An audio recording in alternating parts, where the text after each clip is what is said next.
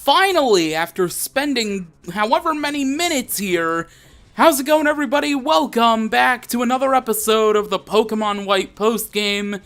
Today, we're going to be hunting down Thundurus, a very special roaming legendary Pokemon here in the Unova region that can become available to you directly after obtaining the Legend Badge, actually, but I decided to just save it there.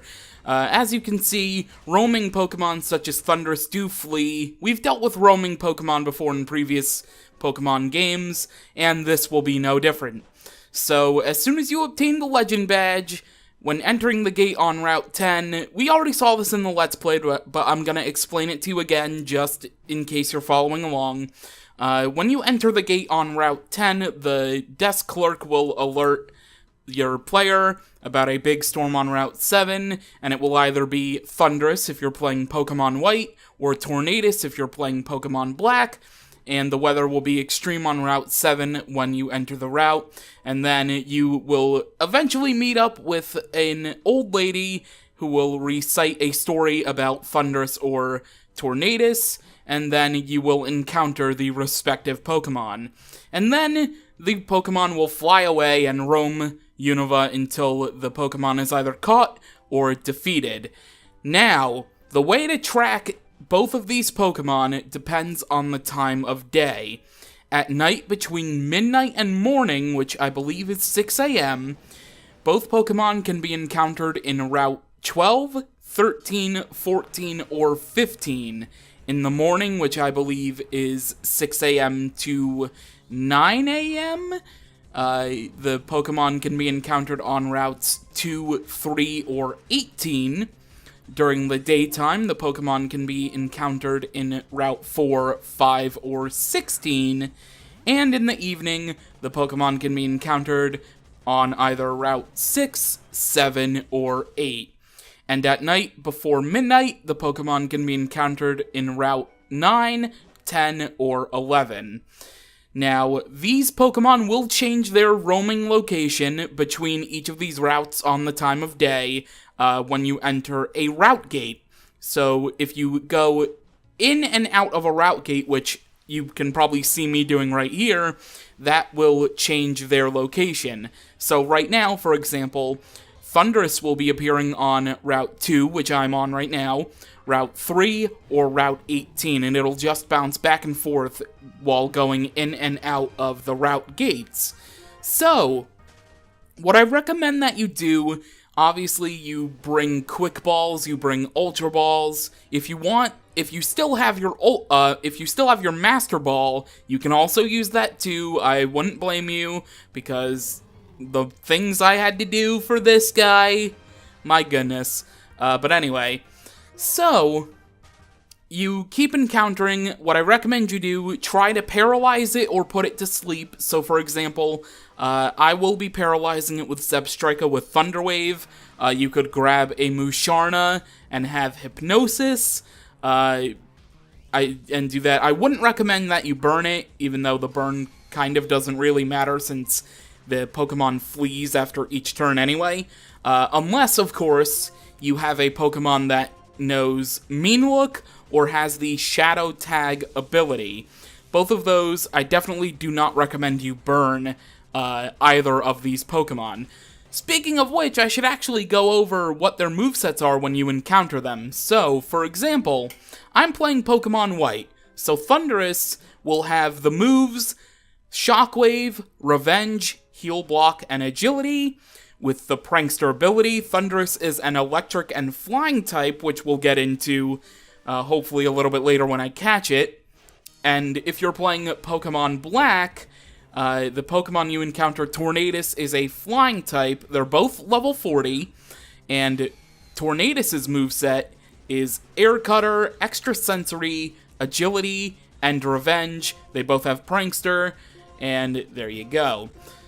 So, after a little while, you can also do damage to the Pokemon. You don't have to just toss Quick Balls or Ultra Balls on the first turn after you put a status ailment on it. You can whittle it down with moves, hopefully, so I recommend you do this while your Pokemon are sort of on par, instead of over-leveled like mine are. I just decided to wait until the after game to do this, just because it was easier with, the method of how I'm doing the post-game. But nonetheless, as soon as you catch either Tornadus or Thundurus, you can actually access a brand new area as long as you have both of them in your party, which means you're going to have to own either both games, or you're going to have a friend that has the opposite game that you're playing to trade with. And when you have both Tornadus and Thundurus in your party, you can access the Abundant Shrine, which is just off Route 14, where you can catch the third and final member of the Force of Nature trio. That is their official name, which is pretty badass, if I must say, which is Landorus, a ground and flying type that you will meet at level 70 with the ability Sand Force, knowing the moves Earthquake, Rock Slide, Fissure, so watch out for that, and Sandstorm. Fissure is a one-hit KO move, so definitely keep your eye out for that.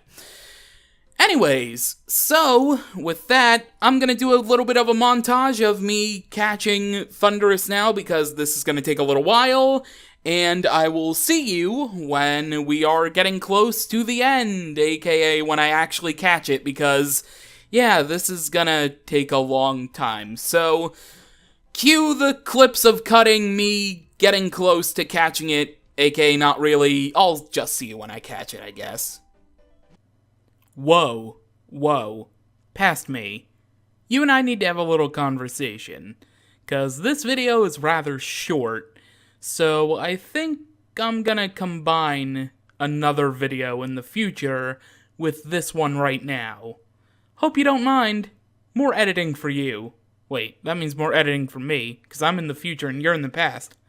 Aw, son of a bitch!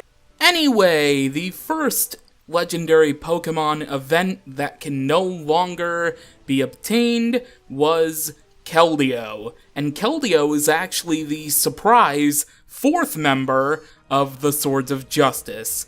Keldeo is a water and fighting type that was available through GameStop from August to October 2012. It came at level 15 holding a PP Max with the ability Justified and the moves Double Kick, Bubble Beam, Aqua Jet, and Leer. And if you took Keldeo, Cobalion, Terrakion, and Virizion to the Moor of Iciris, you will hear yet another tale of a backstory of Keldeo and how it was orphaned and raised by the Elder 3 Swords of Justice, and then you will have the ability to teach Keldeo a move known as Secret Sword. The next event for a legendary Pokemon no longer available is yet another GameStop event for the normal and psychic type Meloetta. Meloetta came at level 50, also holding a PP Max, and it was available for a short time in March 2013 in North America. Meloetta came with the ability Serene Grace, with the moves Close Combat, Psychic, Teeter Dance, and Round.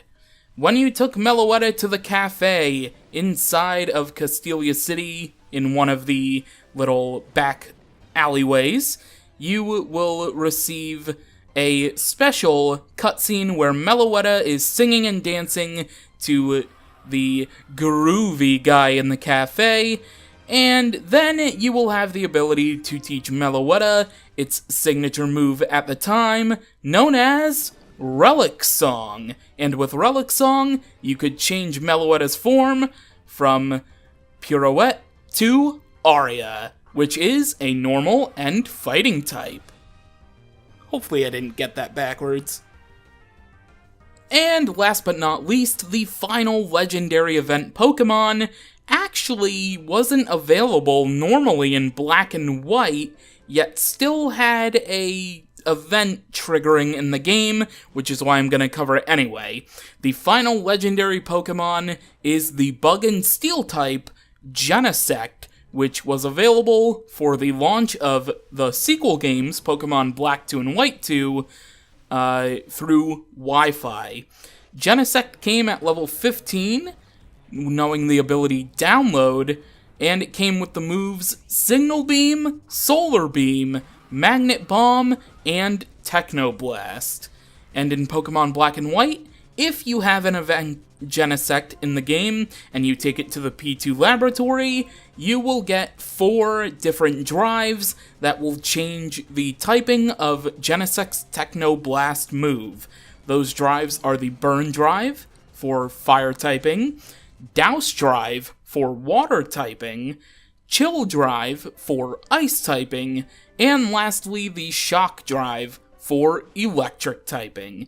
However, you can only get 2 of those respective drives depending on which game you have. In Pokemon Black, you would have the Burn Drive and the Shock Drive, and in Pokemon White, you would get the Chill Drive and the Douse Drive. And now, back to Past Me, who's still trying to catch Thundurus. Good luck, Past Me!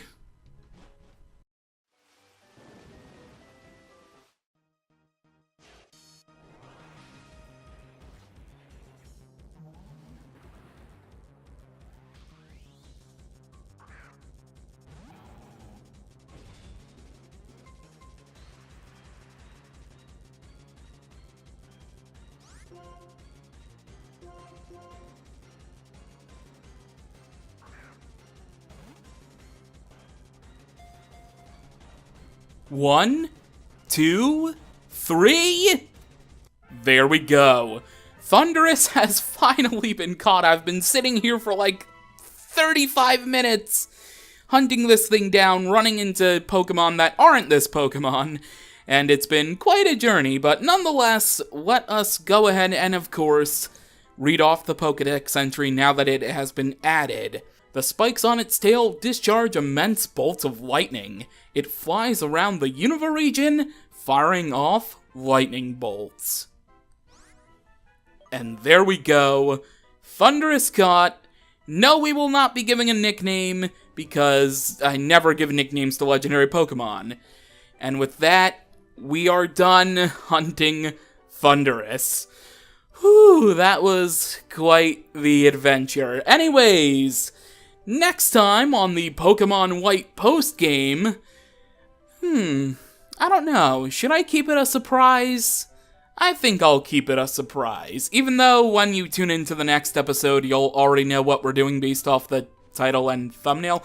Anyways, with that, even I don't know what I'm doing, I just made that up. Anyway, thank you for watching, and I will see you next time.